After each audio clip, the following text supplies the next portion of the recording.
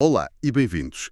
Hoje vamos mergulhar num material fascinante, o esboço de um livro chamado O Código. E a premissa é audaciosa. É muito audaciosa. Francamente, muda a forma como olhamos para a história. A tese central é que a história do mundo não é uma sucessão de impérios, mas a viagem de um único código de poder. Exatamente. Um método de organização, disciplina, finanças e visão que simplesmente migra de civilização em civilização. É uma lente de análise muito particular. A ideia é que o verdadeiro poder nunca esteve nos reis ou nas bandeiras, mas num sistema tipo um software invisível que gera civilização. Um software, gosto da analogia. E o livro traça a jornada deste código, desde o Templo de Salomão, passando pelos Templários, por Portugal, Inglaterra, Estados Unidos, até à China. E agora para algo a que chama uma ordem digital global.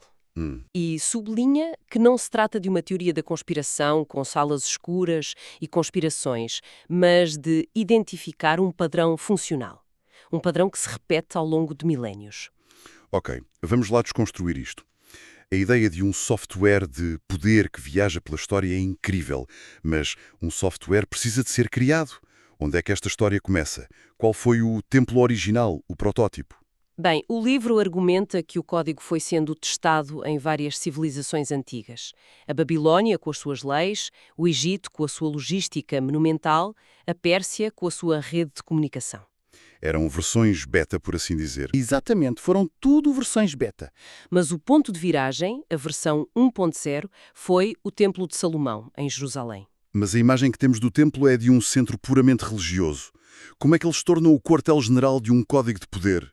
O que o tornava assim tão diferente? Ora bem, essa é a chave. O livro apresenta-o não como uma mera igreja, mas como o primeiro centro de comando integrado da história. Um centro de comando? Sim, era, ao mesmo tempo, o Banco Central, o Arquivo Nacional, o Centro de Conhecimento e o Centro de Poder Simbólico.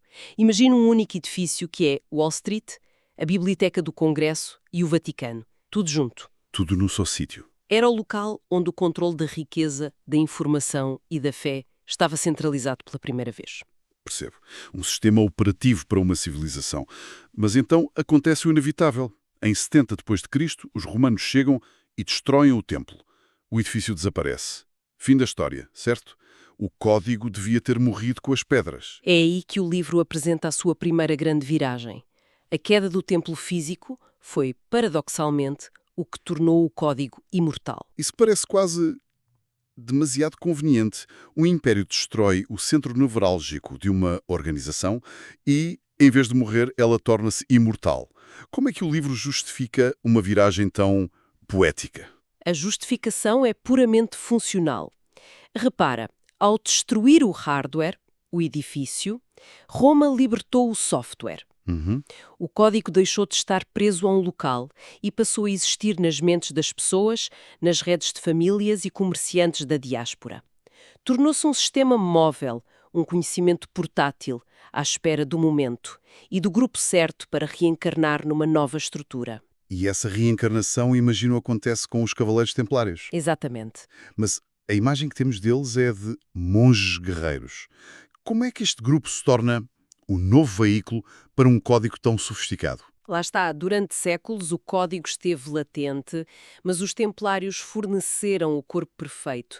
Foram a primeira entidade na história a combinar sob uma única bandeira 4 pilares: disciplina monástica rigorosa, uma força militar de elite, uma logística continental e, o mais importante, As finanças. um sistema financeiro revolucionário. O livro fala deles como sendo o SWIFT medieval. É um detalhe fantástico. Como é que isso funcionava na prática no século XII? Bem, era algo nunca antes visto. Um peregrino ou até um rei podia depositar uma fortuna em ouro numa comenda templária em Paris. Certo. Em troca, não recebia um saco pesado de moedas, mas uma nota de crédito, um pedaço de pergaminho com uma cifra complexa. Podia então viajar de mãos a abanar, através da Europa até Jerusalém, e lá apresentar esse documento noutra comenda para levantar o valor correspondente. É preciso parar um momento para processar isto. Eles criaram a transferência bancária internacional numa era de estradas de terra e salteadores. Isso deu-lhes um poder imenso, imagino. Um poder que operava acima das fronteiras e dos reis. Eram mais ricos, mais eficientes e mais bem informados do que qualquer reino europeu. Eram, na verdade, o primeiro poder verdadeiramente transnacional. O que, claro, os tornou um alvo inevitável. Precisamente. Uma receita para o desastre. O rei Filipe o Belo de França, endividado até ao pescoço com a ordem e aterrorizado por um poder que não podia controlar, decide acabar com eles. E em 1312, a ordem é oficialmente desmantelada. Parece uma repetição da destruição do templo. É precisamente esse o paralelo que o livro traça. A estrutura é destruída, mas o código mais uma vez sobrevive. A queda não foi um fim, foi uma descentralização forçada. Certo. O conhecimento, os métodos, as redes e os próprios homens espalharam-se pela Europa. E no meio do caos, um pequeno reino na ponta da Península Ibérica teve a visão de não apenas os acolher, mas de absorver todo o sistema. E é aqui que a história chega a Portugal. A maioria dos reinos perseguiu os templários. O que é que Portugal fez tão diferente? O rei Dom Dinis fez uma jogada de gênio estratégico. Em vez de confiscar os bens e perseguir os cavaleiros, como todos os outros, ele negociou com o Papa e, em 1319, criou uma nova ordem, a Ordem de Cristo. A Ordem de Cristo? E para lá transferiu legalmente todo o património, conhecimento e pessoal templário. Na prática, foi um rebranding. A Ordem de Cristo tornou-se a Holding Templária Portuguesa, preservando o código intacto. E a ligação com a Era dos Descobrimentos? É uma coincidência que Portugal, o refúgio dos templários, se lança aos mares pouco depois? O livro defende que não há coincidência nenhuma. Argumenta que os descobrimentos foram a aplicação do Código no Mar. O Código no Mar? Foi uma operação logística, científica e financeira à escala global, liderada e financiada pela Ordem de Cristo, cujo grão-mestre era o infante Dom Henrique. As caravelas não eram só barcos, eram a ponta de lança de um sistema que incluía cartografia secreta, redes de informação, financiamento. Uma estratégia de longo prazo. Exatamente. A rede global de feitorias portuguesas era a rede de comendas templárias, mas agora à escala planetária. Portugal tornou-se o centro do mundo porque era o único que possuía o código. Se o sistema era tão perfeito e deu a Portugal o domínio do mundo, o que é que correu mal? Como é que se perde uma vantagem tão esmagadora? O livro aponta para um erro fatal cometido pelo rei Dom João III. Ele decidiu nacionalizar a Ordem de Cristo. Nacionalizar? Sim, retirou-lhe a autonomia, tornando o cargo de grão-mestre hereditário na coroa e transformando a Ordem num simples braço do Estado. Ao fazer isso, matou o motor do Império. A meritocracia, a visão independente, a disciplina interna. A essência do Código. A essência do código. Tudo isso desapareceu, foi substituído pela burocracia e pelos interesses da corte. O Império continuou, por inércia durante mais algum tempo, mas a sua alma, o código, tinha sido apagada. Ok, se o Código foi apagado em Portugal, é difícil imaginar como algo tão enraizado pode simplesmente fazer as malas e atravessar o canal para a Inglaterra. Como é que o livro descreve essa transição? Foi um processo lento ou houve um evento específico? Não foi um evento único. Foi uma migração gradual de capital, conhecimento e método para um novo hospedeiro que apresentava as características certas. E que características eram essas? A Inglaterra do século XVI e XVII tinha a ambição naval, a cultura mercantil e uma sociedade mais aberta à iniciativa privada. O Código encontrou ali, um terreno mais fértil. E como é que ele se manifestou em Inglaterra? Que forma tomou? Bem, duas formas principais.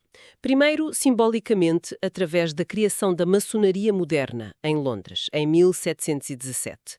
O livro descreve-a como uma reorganização do método templário. Hierarquia, conhecimento, redes de influência. Isso mesmo, mas numa linguagem filosófica. Contudo, a manifestação mais poderosa foi corporativa. O Império Britânico foi construído não apenas pelo Estado, mas por companhias privadas.